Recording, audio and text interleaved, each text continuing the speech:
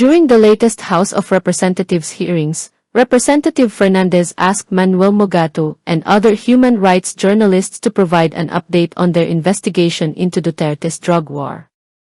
Mogato also informed the lawmakers that the group was formed under De La Rosa, who personally handpicked several police officers from Davao and brought them to Manila to operate in Quezon City and other regions. Meanwhile, according to reports, the families of the victims were afraid, and are still scared, to file cases. The mothers of 2 drug suspects and the wife of another tearfully earlier shared with the Human Rights Committee how their sons and husbands disappeared and became victims of tukang. The victims' relatives were assisted by lawyer Cristina Conti of Rise Up for Life and for Rights in coming forward to share their stories. Conti mentioned during the House of Congress inquiry that there are many more families whose relatives died at the hands of the police during Duterte's drug war. However, they are still afraid to share their sad experiences publicly. Abante assured them of safety and protection if they would testify before the committee. So, ang ginawa po ng Reuters, gumawa po siya ng maraming storya, at least 10 special reports from April 2016 up to December 2017. 10 reports po yan, special reports about the drug war ni Pangulong Duterte. And in the final report in December, we said that the PNP has, at that time, si General Bato, ang PNP chief, has personally handpicked several policemen assigned in the Davao area, Davao region, including Colonel Patay at that time, who was from Tagum, and assigned them in Station 6 in Quezon City, sa Batasan. And for several months that they were in Quezon City, naging ground zero po ng EJK o ng drug war killings yung Quezon City. At more than 100 people were killed during those times, no? And na-interview po si Colonel Patay nung kasama ko ni Andrew Marshall when he was already assigned in Pampanga as CIDG, no? Hindi na po siya sa Quezon City. And yung sa aming investigation, no, meron po silang social media accounts, ito mga member ng Davao Boys, ang tawag namin, na nagmamalaki sila na kung ang drug addiction daw o drug problem ng ating bansa a disease, sila daw po ang cure. At may isa pa lang sabi na ano bang special skills nyo, bakit kayo dinala sa Quezon City? At sinasabi ng isa na ang special skills daw nila ay kill. No? So, lahat po nung na records nung at that time, nung 2016, masyado pong mapait ang ating PNP sa mga reporters. Lahat po ng kanilang progress report, special report, mga ballistic report, autopsy report, ibinibigay po sa ating mga reporters. Kaya nakapag-compile po kami ng maraming reports galing sa pulisya all over Metro Manila. Lahat ng drug war killings. At gumawa po kami ng report na minamap po namin kung saan nangyayari yung mga patayan. At yun po, karamihan sa mga patayan ay nangyayari sa Caloocan, sa Manila, sa Manaba at sa Quezon City. Sa Quezon City, ang pinakamaraming pangyayaring patayan ay doon po sa Station 6, kung saan si Colonel Patay yung commander at that time. So, dahil po dyan, yung aming report nakatawag ng pansin. Actually, Your Honors, hindi lang po ang Reuters ang gumagawa ng drug war stories. Lahat po ng media, local at foreign, ay gumagawa po ng drug war stories. Pero kami lang po ang nagtiyaga na magsulat mula umpisa hanggang dulo para pakita na sinasabi namin na ang mga pumapatay, pati yung sinasabi nilang riding in tandem at vigilante, ay pwedeng pulis din po ang gumagawa. In other words, Mr. Mogato, you were saying that you have a direct communication with the different station commanders all over the NCR during that time? Nung simula po, Meron kayong parang text group? Wala pong text group. Kasi binibigay po nila yung report eh. Yung kopya. So in other words, lahat ng mga Nung una po, killings. from July 2016 hanggang December 2016, napakabait po ng ating mga pulis at sinishare po nila lahat ng data. Kasi pag may patayan po sa gabi, sumasama po yung mga reporter, hindi lang po Reuters, lahat po ng mga photographers at reporters, sumasama po sa mga punerarya na may pick up ng patay. So hindi lang po yung namatay sa nanlaban, pati yung mga itinatapon sa mga vacant lots, no? So, Yung mga may masking tape, may mga karatula. So, kailan siya natigil? Kailan sila nagigpet sa mga reporters on not relating anymore those reported killings? Pagdating po ng Abril 2017, nung mag-file po ng kaso si Senator Trillanes sa ICC, nagsara na po ang gripo ng ating PNP. Wala na po silang binibigay na report sa amin. Pati po yung pamilya ng mga biktima ay hindi na rin binibigyan ng report.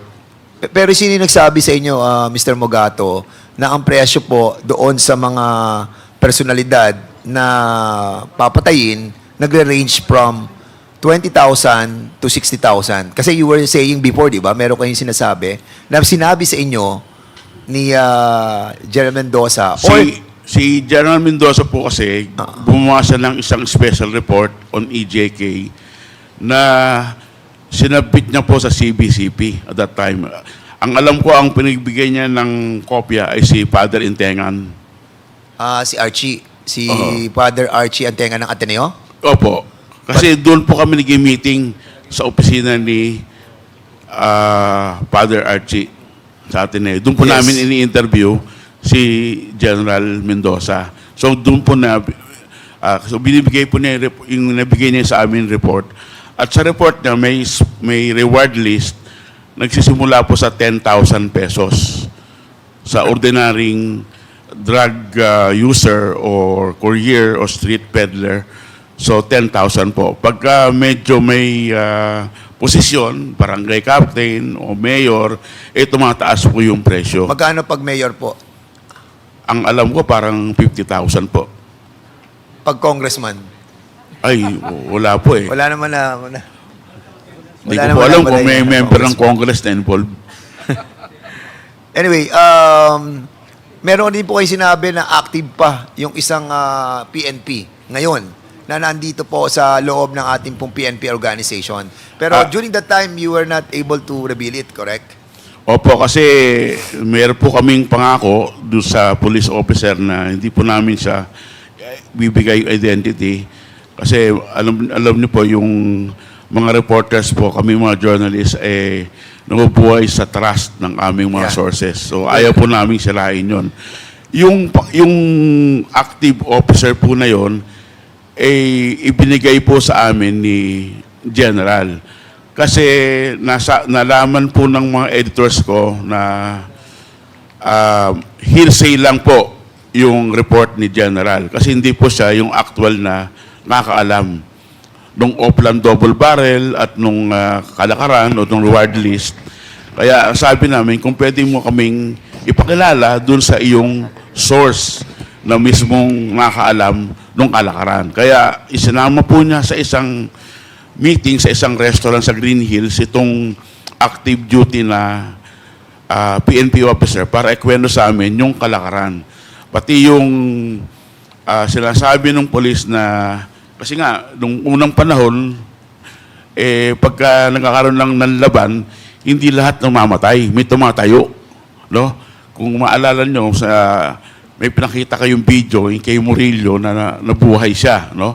So, because of that, nag-meeting uli yung mga PNP at sinabing, huwag nyo nang buhayin yung mga suspect. So, meron po kaming storya na ginawa yung dead on arrival. Kasi nga po, pinapatay na yung mga drug war victim bago pa dumating na ospital. At paano po naming nalaman na pinapatay? Kasi sa autopsy report, lumalabas na yung mga tao po ay binaril ng mga lapitan. Paano po malaman na binaril ng mga lapitan? Kasi meron pong tattooing sa katawan at sa ulo yung mga biktima. Kasi kung nagkaroon po ng encounter o labanan, wala po yung tattooing kasi malayo eh. No? Malayo po yung, wala pong gunpowder burns dun sa katawan ng namamatay. Ito po, sabi ng doktor, malapit. No? Kasi nga may tattooing. At pati yung trajectory ng bullets, hindi nagsasuggest na may encounter. So talagang tinutuloy na po yung mga ilang drug war victims para hindi na mabuhay at tumayo. Kasi maraming insidente na tumatayo yung kanilang nabaril pag dumarating na yung soko para mag-imbestiga. Attorney Conti, we have received the data for the Committee on Human Rights from Police Brigadier General Matthew Bakay, no?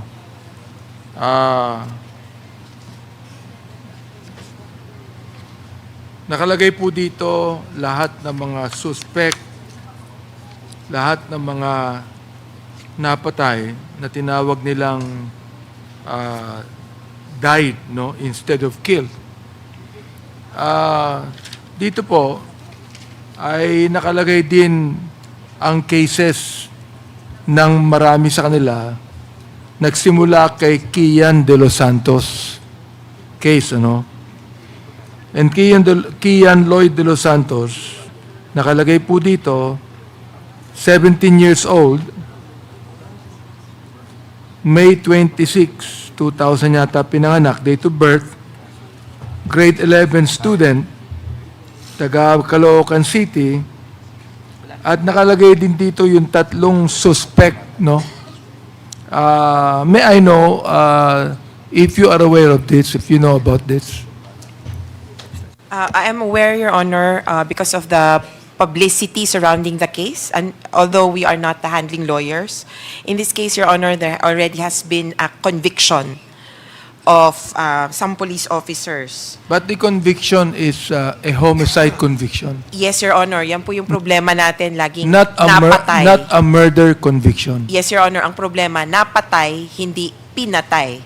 Mr. Chair, I would like just to manifest here that all of those suspects, the police suspects, were actually charged with homicide, not murder. Kahit na po ang mga suspect ay hindi po nanlaban at walang baril. Yet, to show that the Philippine National Police is actually doing their job, sila mismo ang nag-file ng charge, pero ang charge po instead of murder, homicide. Alam po naman natin, ang homicide, ilang taon lang yan, Attorney Conti, no? To 8 years? 2 years. 8 po. 8. 8 years. And do they give a certain amount of money to the victims, for example? Yes, Your Honor. If the court deems civil damages as due the victims, then Okay. there could be civil damages up to Who are 100,000. the suspects here that are actually your cases? Your Honor, I don't have a copy of the list of given by Yeah, I will show you a Officer copy Bakay. of this. So Yes, you, but if I may raise, Your Honor, at the previous hearings, we mentioned that the case that we directly handled was the one against Virgilio Cervantes et al., the most recent conviction of 4 police officers for homicide in Caloocan, Your Honor, a killing that occurred in September 2016 of a father and son. Mr. Chair, may I request at the next hearing we have with the EJK that we also invite the loved ones of the victims of supposedly suspects, but they're not actually suspects. Ibig sabihin, we just do not want to investigate here in this committee those that were killed who are actually drug lords, but those who were killed by the Philippine National Police officers that were actually of mistaken identity, and those who were not even drug addicts. Now, of course, the Philippine National Police sent us a data also that there were 440 drug addicts that were killed when they should not have been killed. They should have been rehabilitated, Mr. Chair. I hope that next hearing you have with the AJK, that we are going to invite the loved ones of the victims, of which Attorney Conti and sino po sila, yung ano pong organization nyo? Rise Up for Life and for Rights. Rise Up for Life will give to us, no? So the people also will be able to know and be able to see that the AJK was not only done among those that are actually drug pushers, but even those that are quite innocent, which according to the former Director General, they were collateral damage. Just imagine, no? A lot of killings were called collateral damage, Mr. Chair, of which this representation does not actually agree. Now, Mr. Chair, I also would like to ask to please make a manifestation here and perhaps a query to Colonel Leonardo. Colonel Leonardo, nakita na tayo. I think you were assigned in Manila, correct? Even in my own district yata. Correct po, Mr. Chair. Yes, okay. Now, Congressman Romy Acop already related the connection between you and SPO for Narsolis. And then, we also established the connection a while ago of Colonel Garma and Art Narsolis. So, ibig sabihin, Colonel Leonardo and Colonel Garma, kayo, kilala kayo investigador sapagkat na-involve kayo sa CIDG. Yung mga connection ninyo, nagkakatagpo doon sa salaysay ng ating ni former Major Portesa, ni Tata, ni Colonel Padilla, ay nakakapagtaka naman na itinatanggi pa ni Colonel Garma ang kanyang involvement dito. Hindi lang yan, Mr. Chair. We would like also to reiterate the fact that there was indeed a reward system that was even said by Mr. Mogato and even said by Colonel Jovi Espinido, no? During our last hearing. And that reward system is more emphasized when even inside the double penal colony, Mr. Chair, that the PDL, Tata, and sino yung isa? Ano yung pangalan ni, no? Si Andy, Tata and Andy, received 1 million pesos each when they should have received 3 million each for killing those 3 Chinese PDL. Am I right, Tata? Nakatanggap kayo ng tig-1 million? Oo. Opo, Your Honor. And they were saying in their own affidavit that the one who offered them those 1 million from Art Narsolis was actually, according to their affidavit, was given from Colonel Garma, I would think. Di ba? Na find out natin sa mga salaysay ninyo. You see that? Of course, Colonel Garma would deny that, di ba? Pero ito I just would like to establish the connection. The fact is this. Artner Solis is related to Colonel Garma. Artner Solis is personally known to Colonel Leonardo. Artner Solis is the classmate of Tata. Colonel Garma is the classmate of Major La Portesa. There is a real connection here. And so, napakahirap mga paniwalaan ang kasinungalingan na nangyayari dito. Mr. Chair, yun lamang. In Cebu, Your Honor, one of the volunteers of Rise Up for Life and for Rights was Mr. actually Chair, killed. may I in request August. Attorney Conti to perhaps mention the names of Yes, those? Your Honor. A volunteer of Rise Up for Life and for Rights was killed in Cebu City under curious circumstances. There is no investigation into the case. Butch Rosales was killed August 10th, 2018. This was during the time of one of our resource persons here. And I'd also like to recall the two young men who were killed during the one-time big-time operations in October 2018. Rabi Lopez and Angelito Rosales. Their mothers were here on July Mr. Chair, or it happened 25th. in Cebu City. In Cebu City, Your Honor, Who was the October station 4, who was the 2018. station commander then? Who was this chief of police in Cebu City then? The chief of police, actually, Your Honor, was the resource person, Regina Garma. And I would like to reiterate or to echo the statement of the mother of Rabi Lopez. Go ahead, Because please. among us, Your Honor, there was one person here who was present during the wake of Rabi Lopez. The mother of Rabi, Raquel, says that at the wake, Regina Garma, who was chief of police of Cebu City, and her police officers came to their place. She was enraged and she hollered out and strutted around, and she was angry at them for holding awake on the death of her son. And ngano daw gibilaran akong anak.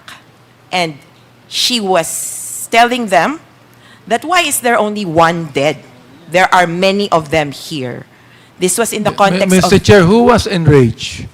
Regina Garma, Your Honor, according to Raquel Lopez. The sworn statement of Ms. Lopez has been submitted to the committee, Your Mr. Honor. Chair, Mr. Chair, can we, may I ask Colonel Garma, may I ask, do you remember that incident, Colonel Garma? Again, you will deny it. Mr. Chair, I My cannot goodness, recall that is the already a details. testimony. You're going to deny it? Unang-una po, kagustuhan po ng mga nanay na pinangangatawanan po namin, yung mga biktima, na sana po ay panagutin at bayaran ang mga biktima sapagkat from the point of view of the victims, hanggang ngayon 8 taon na nakalilipas, wala naman po silang natatanggap at Pakilapit po, para marinig po namin. dahil lang po sa nawalan sila ng breadwinner, nawalan sila ng mga minamahal sa buhay, at sila ay mahihirap.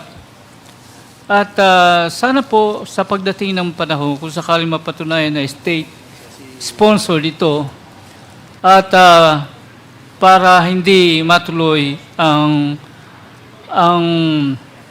impunity, ibig sabihin na patuloy ang patayan, ay kinakailangan panagutin at bayaran po nila ang mga biktima. Kung sakali magkaroon man po ng batas o sakali mapatunayan na ito ay state-sponsored at saka may mga talagang quota system, rewarding, sana po naman mabigyan natin ng pagpapahalaga, mabayaran ang mga biktima sapagkat hanggang ngayon po sila po ay nagdurusa at may karapatan po naman sila na matamo nila ang katarungan. Salamat po.